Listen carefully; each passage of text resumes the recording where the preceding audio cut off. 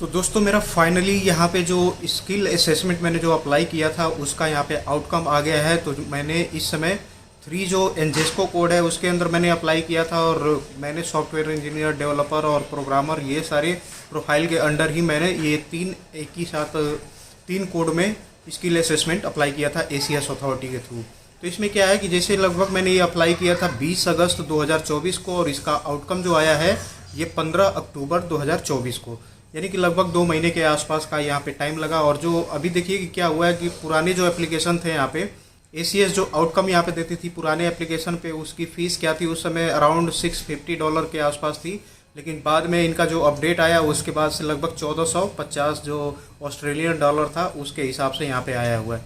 अब जो फ़ीस इतनी लग रही है वो 1450 ऑस्ट्रेलियन डॉलर यहाँ पे फ़ीस लग रही है।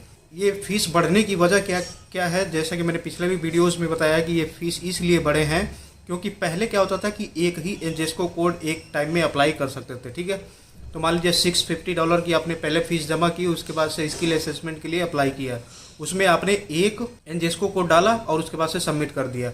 सारे डॉक्यूमेंट आपके सही रहे या जैसा भी रहे, मान लीजिए आपने डाल दिया, अगर मान लीजिए उधर से आउटकम आपका नहीं आता है, जो भी पॉजिटिव स्किल असेसमेंट है अगर नहीं आता है, तो आप क्या करते हैं कि अब आप अपना एनजेस्को कोड चेंज करते हैं और दूसरा एनजेस्को कोड लगाते हैं। ऐसे ही मान लीजिए दूसरा आपने डाल दिया, उसका भी इतना ही लगभग टाइम लगा और फिर से कोई आउटकम नहीं आया, फिर आप तीसरा डालते हैं। तो ये क्या हो गया कि एक तरीके से ये टाइम बढ़ जाता था। उससे क्या होगा कि जो वीज़ा का टोटल प्रोसेसिंग टाइम है, जैसे कि मान लीजिए अभी ऑस्ट्रेलिया पीआर के लिए हम देखें तो लगभग 1.5 से 2 साल, किसी किसी का 2.5 साल 3 साल ऐसे भी लग रहे हैं। ठीक है, इनवाइट आने में। तो ये जो और टाइम बढ़ जाएगा क्योंकि अभी तो आप स्किल असेसमेंट में ही इतना अटके पड़े हैं। तो जब आप ये क्लियर नहीं करेंगे तो आगे की कैसे आप ईओआई कैसे लॉन्च करेंगे, इनवाइट कैसे लेंगे, साथ ही वीज़ा एप्लीकेशन कैसे डालेंगे, उसके लिए तो और डिले हो जाएगा। इसीलिए क्या हुआ था कि एक तो फीस इन्होंने बढ़ा दी, $1450 कर दिया लगभग ऑस्ट्रेलियन डॉलर, और उसके बाद से 3 एनजेस्को कोड के साथ एक ही बार में यहाँ पे अपडेट कर रहे हैं। यानी कि 3 एनजेस्को कोड जैसे आप सबमिट करेंगे तो जो आउटकम आएगा वो तीनों का एक साथ ही आएगा। तो इसका ये फ़ायदा हो गया कि आपको यही इतना ही टाइम लगेगा जितना टाइम ये बता रहे, लगभग 2 से 3 महीने के, 2 महीने से लेके और 3 महीने, यानी कि 8 से 10 वीक के अंदर क्या करते हैं ये पूरा पूरा आउटकम दे देते हैं तीनों का।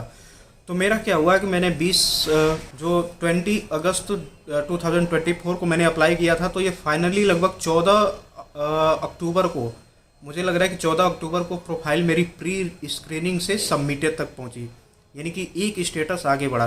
फिर उसके बाद से 15 अगस्त की सुबह जब मैंने लॉगिन किया तो यहाँ पे मुझे यहाँ पे जो इनबॉक्स में ऑप्शन आया हुआ था, जो इनबॉक्स में मेरे इनबॉक्स में मेल भी जो आया था कि आउटकम मेरा आ चुका है।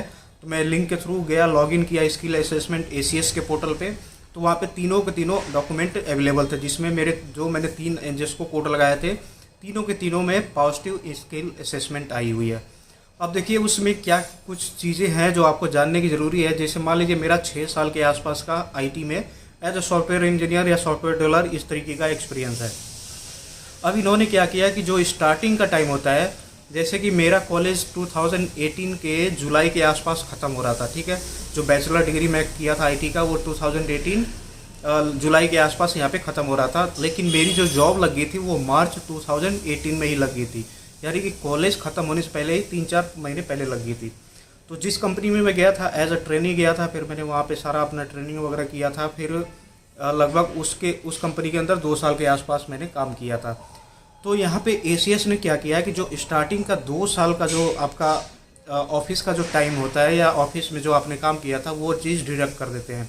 क्योंकि जहाँ तक मुझे ऐसे लगता है या कई जगह मैंने ऐसे न्यूज़ पढ़ी है या फिर ऐसे आर्टिकल देखे हैं जिसमें उन्होंने ये मेंशन, कई लोगों ने ऐसा बोला है कि ये 2 साल कट करते हैं क्योंकि उस टाइम पे अभी आप अपने आप को डेवलप कर रहे थे, यानी कि उस टाइम पे आप जो इंडस्ट्री जो स्टैंडर्ड होता है उसके बेस पे अपने आप को आप तैयार कर रहे थे।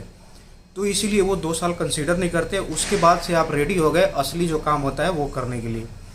तो इसीलिए वो स्टार्टिंग का 2 साल उन्होंने रिड्यूस कर दिया। तो इसकी वजह से जो मेरे पॉइंट्स अभी बनेंगे स्किल असेसमेंट के थ्रू, उसमें आई थिंक मुझे लग रहा है कि अगर 5 साल से ऊपर होता तो 10 पॉइंट मिलते, लेकिन अभी 5 साल से नीचे मेरा हो गया क्योंकि 2 साल तो कट हो गए।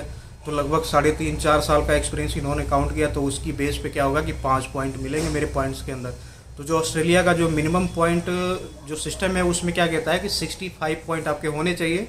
तो लगभग ये सब मिला के मेरे अभी तक तो 70 आया है। इसमें पीटी का पॉइंट अभी ऐड नहीं हुआ है, अगर वो पीटी का पॉइंट भी मेरा ऐड हो जाता है तो लगभग 80 के आसपास हो जाएगा। तो वो चीज़ भी मैं देखूँगा।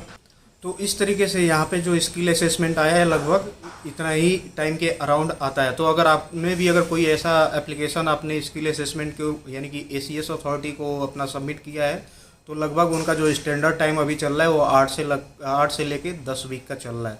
तो इस बीच में थोड़ा सा आपको इंतज़ार करना है। और देखिए कितना यहाँ पे ये बात है कि जैसे वो एक भी स्टेटस अपडेट होता है यानी कि प्री स्क्रीनिंग से सबमिटेड पे जाता है और फाइनल जो आउटकम आता है वो कितना टाइम लगा, 1 ही दिन लगा।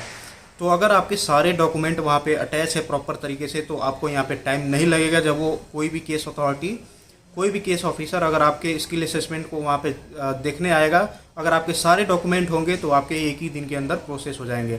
क्योंकि कई बार ऐसा होता है कि लोगों को यहाँ पे उधर से भी रिक्वेस्ट आ जाता है कि आपका ये डॉक्यूमेंट मिसिंग है या फिर ये डॉक्यूमेंट आपने नहीं लगाया है। तो अब उसमें क्या है कि आप वो डॉक्यूमेंट भेजेंगे, फिर वो वैलिडेट करेंगे तो उसमें फिर एक टाइम बढ़ जाएगा। तो ये 2 महीने से ज़्यादा भी हो सकता है।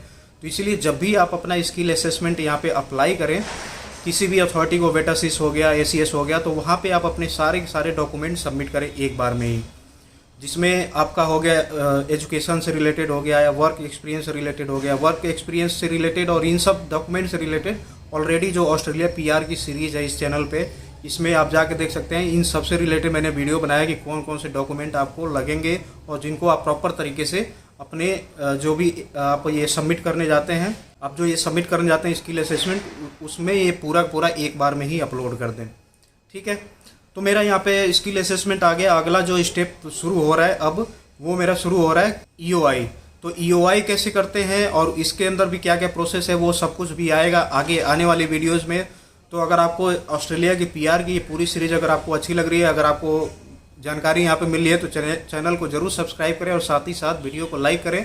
कोई भी समस्या आती है तो नीचे कमेंट करना ना भूलें। मिलते हैं आगे एक वीडियो में, तब तक के लिए धन्यवाद।